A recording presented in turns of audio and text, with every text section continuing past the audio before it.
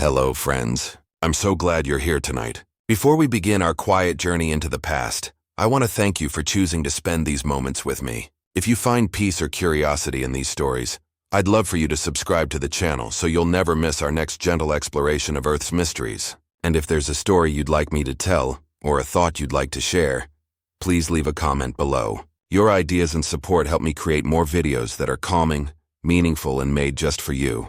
Now let's close our eyes, take a slow breath, and travel back together.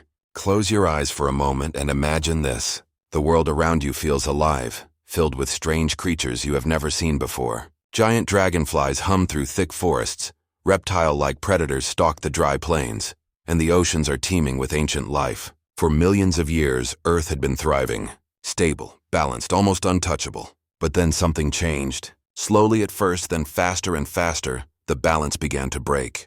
The skies grew darker, the ground trembled with fire, and in what scientists now call the Great Permian Extinction, nearly all life, almost 90% of everything alive, would vanish. This was not just a bad storm or a passing crisis. It was the closest Earth has ever come to dying. Tonight we will step gently into that forgotten world, to see how it unfolded, and to understand how from so much loss, life still found a way forward. 252 million years ago, Earth was not a place we would instantly recognize, but it was a world alive in its own strange beauty. At this time, all the continents were fused together into one vast supercontinent, Pangaea. Imagine standing on its endless dry plains, the horizon stretched forever, broken by scattered forests of tall, spindly trees. Rivers wound lazily through valleys, feeding wetlands where amphibians and reptiles thrived. The air was warm, the seasons harsh, but life had learned to adapt.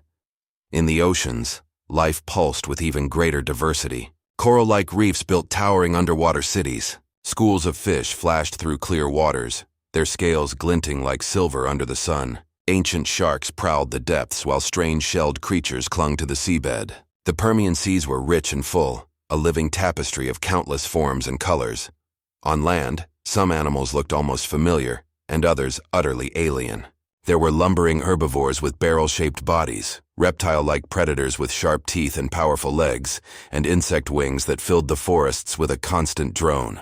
It was a world balanced, intricate, and surprisingly resilient. For over 50 million years, this ecosystem had survived droughts, shifts in climate, and the slow turning of continents. It must have felt eternal, as if nothing could ever truly break it, and yet, even in moments of stability, the seeds of disaster were already waiting beneath the surface. Deep underground, forces were building.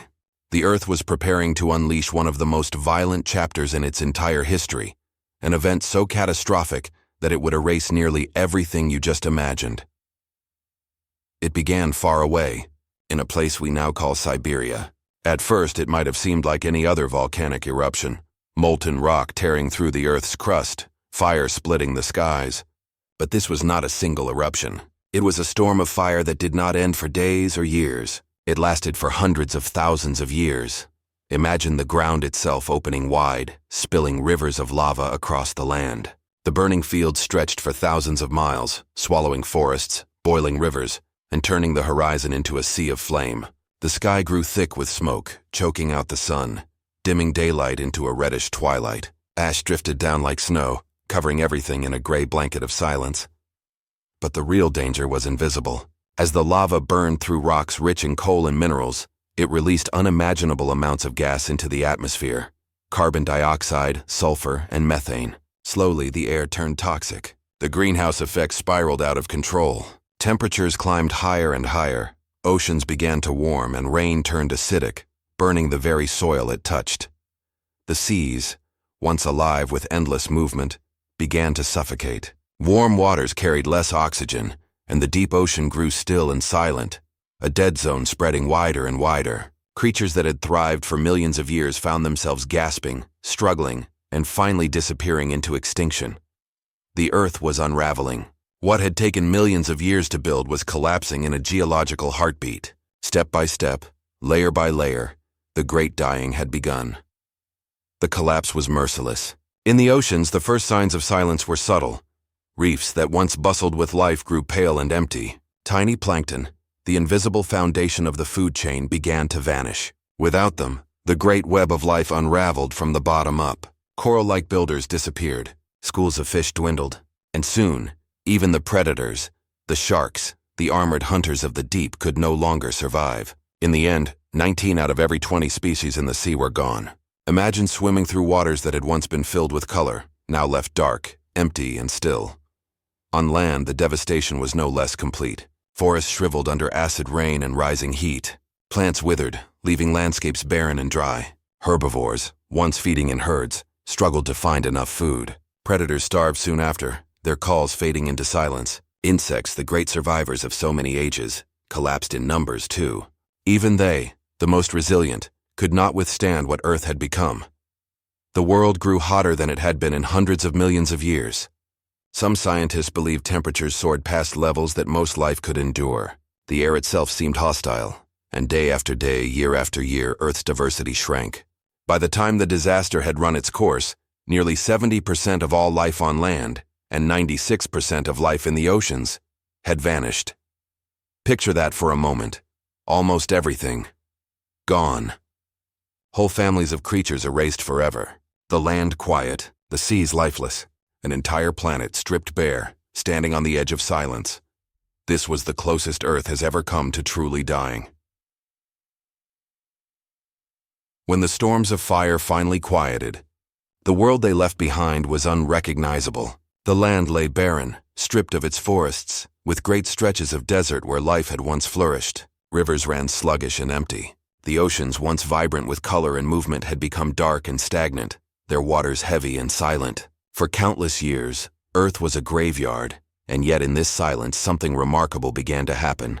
A handful of species had endured, clinging to survival through chance, resilience, and sheer adaptation. Tiny plants pushed their way back through the scorched soil, spreading fragile green across the gray wastelands. Insects, though devastated, slowly returned, buzzing once more among the struggling leaves. Small, lizard-like reptiles scurried across the cracked ground, survivors who would one day give rise to entirely new lineages. The age of giants was gone, but from its ashes, new possibilities emerged. The Great Collapse had cleared the stage, leaving space for new actors, and in the millions of years that followed, evolution would seize this chance. The Triassic dawned, and from these humble survivors would come the first dinosaurs, the creatures that would rule the Earth for the next 160 million years. The Great Permian Extinction had nearly ended life altogether, but it also reset the clock, shaping the path of everything that came after. Without this catastrophe, the world we know, the rise of dinosaurs, the mammals that followed, even humanity itself might never have existed. In the end, the lesson it left behind is both terrifying and hopeful. Earth can be fragile, pushed to the edge by forces too vast to imagine. But life is stubborn. It finds a way to endure, to adapt, and to rise again, even from the darkest of nights. This is the story of the time Earth nearly died, and of how, against all odds, life carried on. And now, as we listen to the echo of that ancient silence, it's impossible not to wonder what it means for us today. The Great Permian Extinction reminds us how delicate the balance of life truly is, how even the strongest worlds can bend under pressure, and how quickly everything familiar can change. We live in an age of extraordinary abundance. Forests still whisper with life, oceans still surge with color and sound, and skies still carry the calls of countless species. But the same Earth that once faced fire and suffocation still holds those possibilities within it. Our climate, our oceans, our fragile ecosystems, they are threads woven together, just as they were 252 million years ago. This story is not a warning in fear, but a reminder of resilience. For even when Earth nearly died, life endured. It adapted. It rose again, reshaping the future in ways no one could have imagined. And so tonight, as we close this journey through time, hold on to that truth, that even in the darkest hours, there is always a way forward.